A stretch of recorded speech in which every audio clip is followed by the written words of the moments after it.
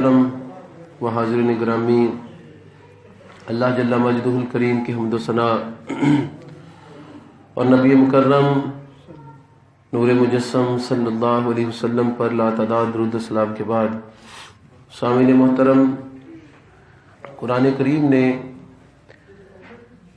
رشتہ داروں کے ساتھ حسن سلوک کا حکم دیا، اور ان کے ساتھ حسن سلوک کا جو حکم ہے وہ والدین کے ساتھ حسن سلوک کے ساتھ اس کو متعلق کر دیا، اور فرمایا وبالوالدین احسانا، اور والدین کے ساتھ احسان کرو، وبذی القربی، اور قریبی رشتہ داروں کے ساتھ بھی احسان کرو۔ سابقہ جمعۃ المبارک میں ام رسول سیدنا امیر حمزہ رضی اللہ تعالیٰ عنہ کا مختصر ذکر خیر ہوا۔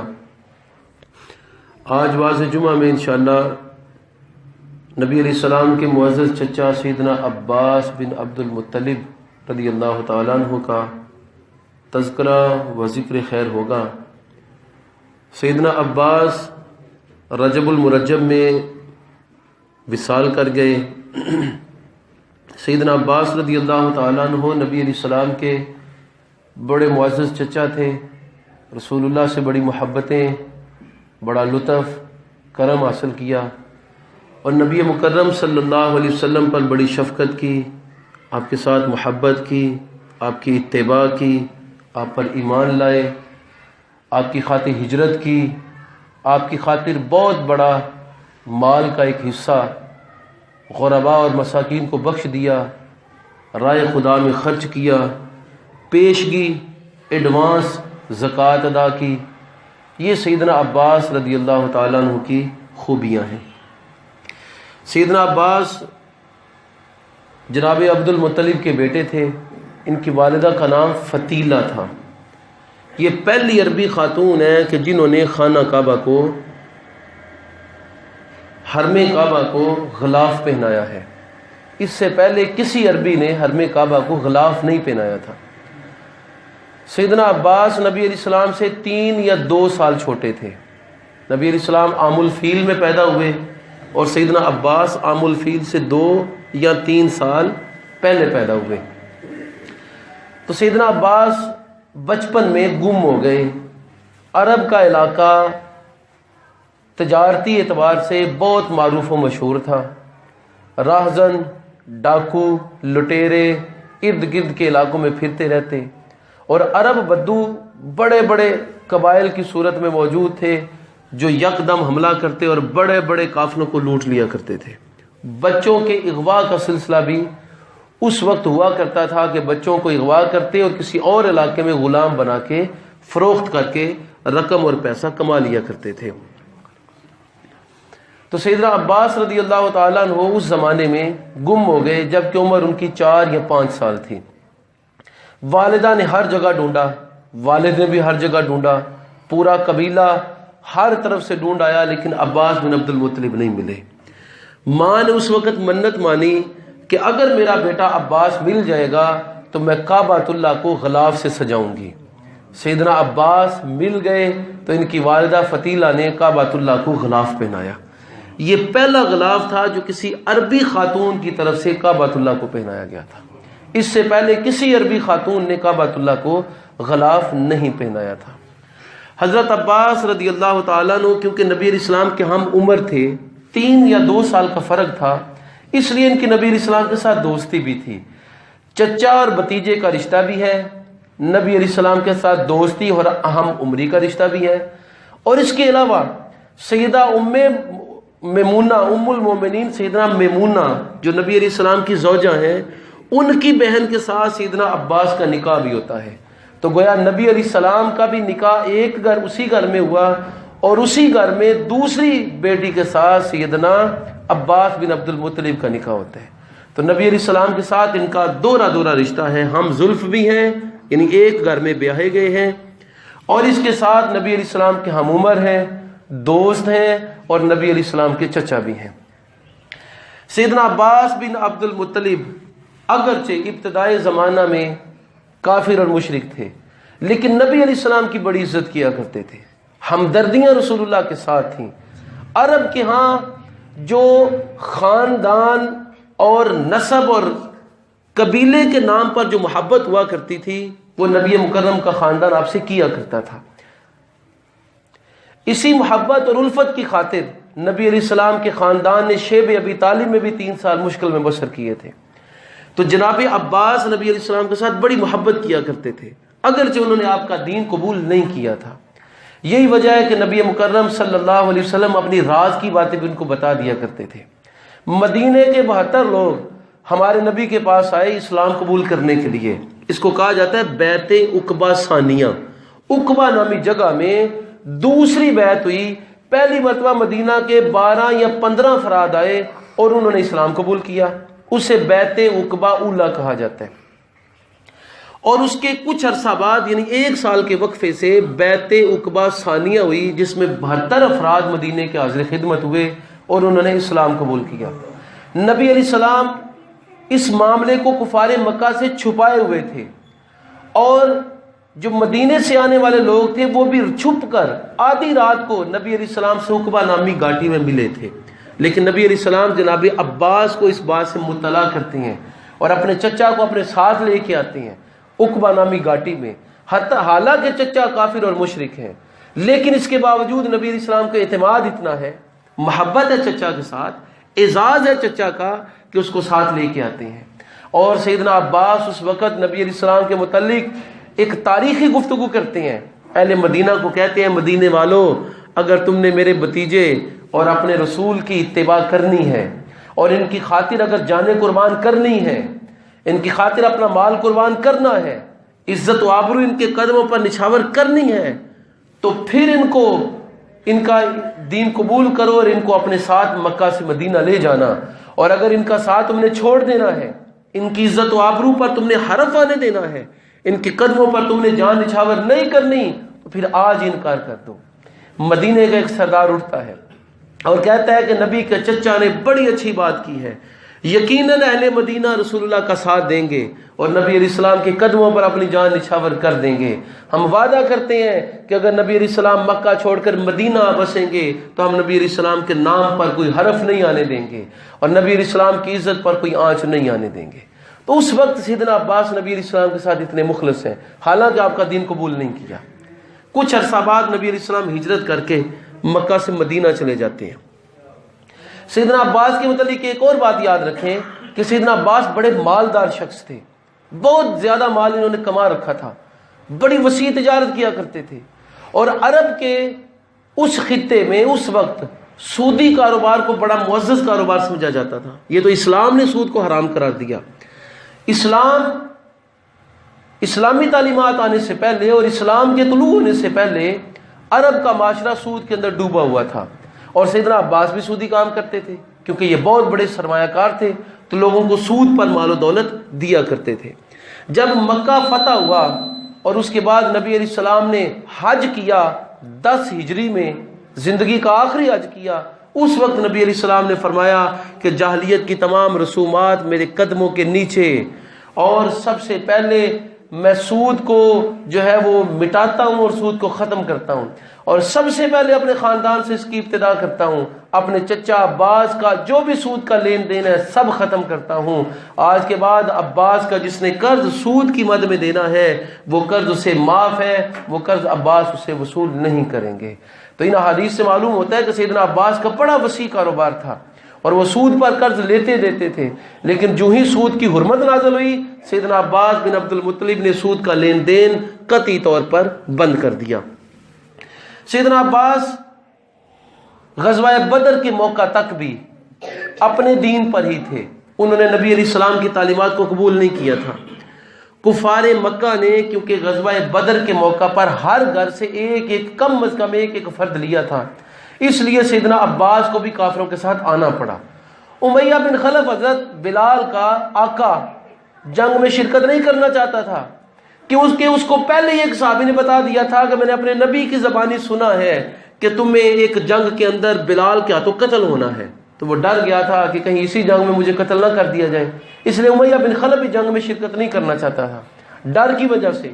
لیکن حضرت عباس اس لیے جنگ میں شرکت نہیں کرنا چاہتے تھے کہ ان کے مقابل کوئی اور نہیں بلکہ ان کے سگے بھتیجے تھے، نبی مکرم تھے، تو خاندانی جوش اور جذبے کی وجہ سے وہ چاہتے تھے کہ میں جنگ میں شرکت نہ کروں، لیکن کفار کے دباؤ کی وجہ سے مجبور ہو کے غزوہ بدر میں شرکت کرنا پڑی۔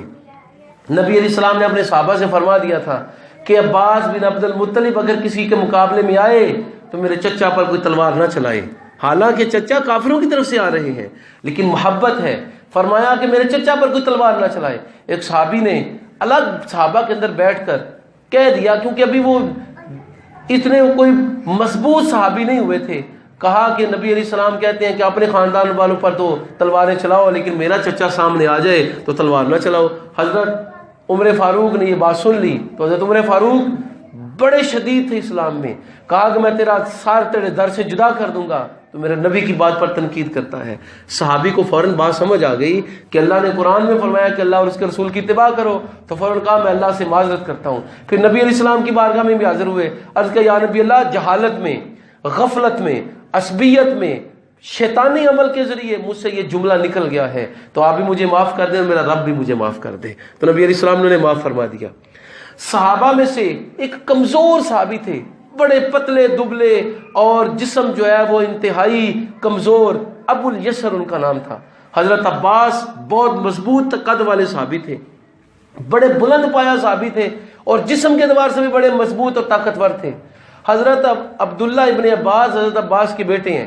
حدیث میں آتا ہے کہ عام لوگوں کا قد حضرت عبداللہ ابن عباس کے کندھوں تک آیا کرتا تھا، اور عبداللہ ابن عباس حضرت عباس کے بیٹے تھے، تو اس بیٹے کا قد اپنے باپ کے کندھوں تک آیا کرتا تھا۔ یعنی حضرت عباس عام عربی لوگوں میں بہت بلند قامت تھے، ان کا قد بہت بڑا تھا، ان کے بیٹے کا قد ان کے کندھوں تک ہے اور عام لوگوں کا قد ان کے بیٹے کے کندھوں تک آتا ہے۔ تو اس سے معلوم ہوا کہ یہ عام افراد سے کچھ 2-1.5 فٹ کم از کم اونچے دکھائی دیتے تھے۔ تو سیدنا عباس رضی اللہ تعالیٰ عنہ بڑے بلند قامت، طاقتور شخصیت تھے، غزوہ بدر میں شرکت کی۔ ابو الیسر کمزور صحابی ہیں اور ان کے جسم پر جو ہے وہ جسم میں اتنی طاقت بھی نہیں ہے، خالی جسم کے اوپر گوشت کا نام و نشان بھی نظر نہیں آتا، بڑے نکی اور کمزور صحابی ہیں، غزوہ بدر میں شرکت کرتے ہیں اور حضرت عباس سے آمنا سامنا ہو جاتا ہے۔ نبی علیہ السلام کے ارشاد تو سن چکے تھے کہ عباس پر تلوار نہیں چلانی، اس لیے تلوار پیچھے کر کے تو ایک رسی پکڑتے ہیں اور سیدنا عباس پر حملہ کرتے ہیں، ان کو نیچے گراتے ہیں اور رسی سے ان کو پکڑ لیتے ہیں اور پکڑ کے اپنے ساتھ لے آتے ہیں۔ نبی علیہ السلام کی بارگاہ میں عرض کرتا ہے یا نبی اللہ، میں کہاں اور عباس کہاں، میرا قد بھی چھوٹا، میرا جسم بھی کمزور، میرے جسم میں طاقت بھی نہیں ہے، عباس اتنے طاقتور، اتنے لمبے قد والے، اتنے زیادہ قوی اور ہیکل، تو میں نے مجھے نہیں معلوم کیسے ان کو اپنے قابو میں لے آیا ہوں، مجھے ایسے لگا کہ جیسے کسی طاقت نے ان کو باندھ کے میرے قبضے میں دے دیا ہے۔ نبی علیہ السلام نے فرمایا ہاں، نبی علیہ السلام نے فرمایا ابو الیسر تو سچ کہتا ہے، ایک اللہ کا فرشتہ تھا جس نے اس کام میں تیری معاونت کی ہے، اور عباس جیسے قوی اور ہیکل جوان کو قبضے میں کر کے اس نے تیرے ہاتھوں میں دے دیا ہے۔ غزوہ بدر میں قید ہو گئے۔ غزوہ بدر میں آنے سے پہلے حدیث میں آتا ہے کہ حضرت عباس اپنی بیوی ام الفضل کو بہت وسیع 200 اوقیہ سونا دے کے آئے۔ ایک اوقیہ سونا 2.5 تولے کے برابر ہوتا ہے، تو 200 اوقیہ سونا جو ہے اس کو 2.5 کے ساتھ ضرب دیں تو یہ بہت بڑی بیش بہا قیمتی ایک سرمایہ تھا، دولت تھی جو حضرت عباس اپنی بیوی کو دے کے آئے تھے، اور اس کو کہا تھا کہ اگر میں زندہ واپس آ گیا تو محترمہ یہ میں تجھ سے دولت واپس لے لوں گا، اور اگر زندہ واپس نہ آ سکا تو میرا بیٹا عبداللہ ہے، قسم ہے، فضل ہے، یہ دولت ان میں تقسیم کر دینا برابر کی۔ حضرت عباس 20 اوقیہ سونا اپنے ساتھ لے آتے ہیں، یعنی تقریباً 70 تولہ سونا اپنے ساتھ لے آتے ہیں۔ غزوہ بدر میں جو کفار مشرک شریک ہیں ان کو کھانا کھلاتے ہیں، پلاتے ہیں، ان کا لباس کا بندوبست کرتے ہیں۔ حضرت عباس کی ایک بڑی کریم عادت تھی کہ حضرت عباس لوگوں کے کھانے پینے اور لباس کا بڑا خیال رکھا کرتے تھے۔ یہی وجہ ہے کہ خانہ کعبہ کی صفائی ستھرائی اور خصوصاً زمزم کے کنویں سے پانی نکال کر پلانا یہ حضرت عباس نے اپنے ذمے لیا ہوا تھا۔ قرآن نے بھی اس کا ذکر کیا ہے، کیا تم نے زمزم کا پانی پلانا اور خانہ کعبہ کی صفائی ستھرائی اور اس کی تولیت اس کے برابر قرار دے دیا کہ تم اللہ پر ایمان لاؤ؟ یہ کبھی برابر نہیں ہو سکتا۔ نیک عمل اسی وقت قبول ہوگا جب تمہارا ایمان مضبوط ہوگا۔ سیدنا عباس حاجیوں کی خدمت کرتے ہیں، ان کو کنویں سے پانی نکال کے پلاتے ہیں، ان کے اخراجات برداشت کرتے ہیں، سفر میں جاتے ہیں تو لوگوں کے اخراجات برداشت کرتے. تو 20 اوقیہ سونا اپنے ساتھ لے لیا اور کافروں مشرکوں پر خرچ کیا. کچھ دولت بچا کے بھی رکھ لی. جب جنگ میں یہ کمزور پڑ گئے اور حضرت عباس جو ہے وہ مجبور بے ہو کر اسیر ہو گئے تو نبی علیہ الصلوۃ والتسلیم کے صحابہ ان کو اپنے ساتھ مدینہ لے آئے. مسجد نبوی میں پہلی رات ہے قیدیوں کی اور حضرت عباس کو ابو الیسر نے بڑی مضبوطی سے باندھا تھا رسی کے ساتھ. سیدنا عباس کیونکہ بڑے ناز اور نخرے کے ساتھ پلے تھے، دولت کی کمی نہیں تھی، عزت و آبرو بھی بڑی زیادہ تھی، کفار مکہ کے رئیسوں میں یہ شمار ہوتے تھے اور کبھی کسی قسم کی تکلیف، جسمانی تکلیف برداشت نہیں کی تھی. کھانا پینا وافر ملتا ہے، آرام سکون کے ساتھ زندگی بسر کرتے ہیں. تو بندھے ہوئے تھے تو کراہنے لگے. نبی علیہ السلام بار بار، کیونکہ مسجد نبی کے ساتھ ہی آپ کا حجرہ تھا، تو بار بار نبی علیہ السلام حجرے سے باہر آتے ہیں اور بار بار اندر جاتے ہیں. کسی سے فرماتے نہیں ہے کہ میرے چچا کو کھول دو، پھر بار بار اندر آتے ہیں، بار بار باہر جاتے ہیں. صحابہ آپ کی تکلیف کو سمجھ گئے، حضرت عباس کی رسیوں کو ڈھیلا کر دیا. تو نبی علیہ السلام تشریف لائے، حضرت عباس کا کرانا بند ہوا تو فرمایا میرے چچا کے ساتھ تم نے کیا کیا ہے؟ عرض کیا ان کی رسیاں ڈھیلی کر دی ہیں. فرمایا میرے چچا کی رسیاں ڈھیلی کی ہیں تو باقی قیدیوں کی رسیاں بھی ڈھیلی کر دو. ایسا نہ ہو کہ میرے چچا کی رسی تو ڈھیلی ہو، اس کو تو تکلیف نہ ہو اور باقی غلاموں کو تکلیف ہو، ان کی رسیاں بھی ڈھیلی کر دو. پھر سیدنا عباس سے فرمایا کہ اپنا فدیہ ادا کرو اور اپنی جان چھڑا کے مکہ چلے جاؤ. انہوں نے عرض کیا میرے پاس صرف 20 اوقیہ سونا تھا، کچھ خرچ کر لیا، کچھ آپ کے صحابہ نے لے لیا، تو اس کو میرا فدیہ سمجھے اور مجھے جانے دیں. فرمایا وہ جو تو نے 20 اوقیہ سونا ذکر جس کا کیا وہ تو مال غنیمت تھا، وہ تو ہم نے لیا ہے، اب اس کے علاوہ فدیہ تمہیں الگ دینا پڑے گا. عرض کیا یا نبی اللہ میں تو کنگال ہوں، میرے پاس تو 1 روپیہ بھی نہیں ہے، آپ مجھے کہتے ہیں اپنا بھی فدیہ ادا کرو، اپنے خاندان کے 3 افراد کا فدیہ بھی ادا کرو، اتنی وسیع رقم میں کہاں سے لے کے آؤں؟ کہ آپ چاہتے ہیں کہ آپ کا چچا لوگوں سے بھیک مانگے؟ نبی علیہ السلام مسکرائے، فرمایا چچا تمہارے پاس بڑی دولت ہے. عرض کیا حضور میرے پاس تو کوئی بھی دولت نہیں ہے، اگر دولت ہوتی تو اپنی جان نہ چھڑا لیتا دولت دیکھے. فرمایا یاد کرو میرے چچا، جب آپ مکہ سے چلے تھے میری چچی ام فضل کے ساتھ تم ایک گھر میں جمع تھے اور کہا تھا کہ ام فضل یہ 200 اوقیہ سونا ہے، یہ اپنے پاس محفوظ رکھ لو، اگر میں واپس آ گیا تو لے لوں گا اور اگر واپس نہ آیا تو قسم عبداللہ اور میرے باقی بیٹوں میں اب فضل وغیرہ میں تقسیم کر دینا. عرض کیا یا نبی اللہ آپ کو اس بات کی کس نے خبر دی ہے؟ قسم بخدا وہاں سے آتے ہوئے کفار کے لشکر میں شرکت کرتے ہوئے میں نے یہ بات اپنی بیوی سے کی تھی اور اس وقت وہاں پر کوئی موجود نہیں تھا، مجھے اور میری بیوی کے علاوہ یہ بات کسی کو معلوم نہیں ہے. آپ کو کس نے بتائی ہے؟ فرمایا میرے رب نے مجھے اس سے آگاہ کر دیا ہے. سیدنا عباس نے جب یہ جملہ سنا تو اسی وقت کلمہ پڑھ کے مسلمان ہو گئے. عرض کیا یقیناً آپ کا رب وہی رب ہے جو آپ کو غیب کی خبریں بھی عنایت فرمایا کرتا ہے. میرے اور آپ کی چچی کے علاوہ کسی کو معلوم نہیں تھا کہ یہ سونا میرے پاس ہے، آپ نے پھر بھی اس کی خبر مجھے دی، تو یقیناً آپ اللہ کے سچے رسول اور معزز پیغمبر ہیں. اسلام قبول کر لیا. حضرت عباس رضی اللہ تعالیٰ عنہ کیونکہ جو لباس پہن کے آئے تھے وہ لباس پرانا ہو گیا، پھٹ گیا، قمیض پھٹ گئی، اور ویسے بھی جنگی حالات میں غبار زدہ ہو جاتا ہے، لباس گندا بھی ہو جاتا ہے، خراب بھی ہو جاتا ہے. تو سیدنا عباس رضی اللہ تعالیٰ عنہ کے لباس پہنانے کا مسئلہ ہوا تو نبی علیہ السلام نے مدینہ کے لوگوں سے کہا کہ عباس کو لباس پہنائیں. کسی صحابی کا لباس حضرت عباس کو پورا نہیں آتا، کیونکہ میں نے پہلے گزارش کی کر دی ہے کہ حضرت عباس بلند قامت تھے. ان کے بیٹے عبداللہ اتنے بڑے قد والے تھے کہ عام صحابہ ان کے کندھوں تک آتے تھے، اور حضرت عبداللہ خود اپنے باپ کے کندھوں تک آتے تھے. تو حضرت عباس حضرت عبداللہ کے والد تھے، ان کا قد بہت بڑا تھا. نبی علیہ السلام کے چچا کا قد عام عربیوں سے بڑا تھا، کسی کا لباس پورا نہیں آتا. عبداللہ بن ابی نامی جو منافق تھا وہ بھی بلند قامت تھا، اس نے اپنی قمیض دی تو وہ تھوڑی بہت حضرت عباس کو پوری آئی تو حضرت عباس نے وہ لباس پہن لیا. نبی علیہ السلام کے ساتھ بڑی محبت کرتے تھے، رسول اللہ کی اتباع کی. پہلی مرتبہ اسلام میں پیشگی زکوٰۃ، ایڈوانس زکوٰۃ حضرت عباس نے ادا کی. حضرت عمر کو نبی علیہ السلام نے فرمایا کہ زکوٰۃ وصول کرو اور ساتھ فہرست بھی دی. حضرت عباس رضی اللہ تعالیٰ عنہ کے پاس گئے، فرمایا نبی علیہ السلام کے چچا زکوٰۃ دیجئے. حضرت عباس بڑے سخت لہجے میں حضرت عمر فاروق سے جو ہے وہ گفتگو کرتے ہیں. حضرت عمر فاروق بڑے پریشان ہوتے ہیں حضرت عباس کو پکڑ کے، کیونکہ جوش جذبہ حضرت عمر میں، دین کے نام پر ذرا برابر کوئی چیز برداشت نہیں کرتے تھے. پکڑ کر لے آئے نبی علیہ السلام کے پاس، یہ آپ کا چچا اور زکوٰۃ نہیں دیتا. تو نبی علیہ السلام نے فرمایا میرے چچا کو چھوڑ دو، انہوں نے 2 سال کی پیشگی ایڈوانس زکوٰۃ پہلے ہی ادا کر دی ہوئی ہے. اس سے یہ مسئلہ اخذ ہوتا ہے کہ ایڈوانس زکوٰۃ ادا کی جا سکتی ہے، اور سیدنا عباس نے نبی علیہ السلام کے زمانے میں اپنے کل مال کی ایڈوانس زکوٰۃ ادا کر دی تھی.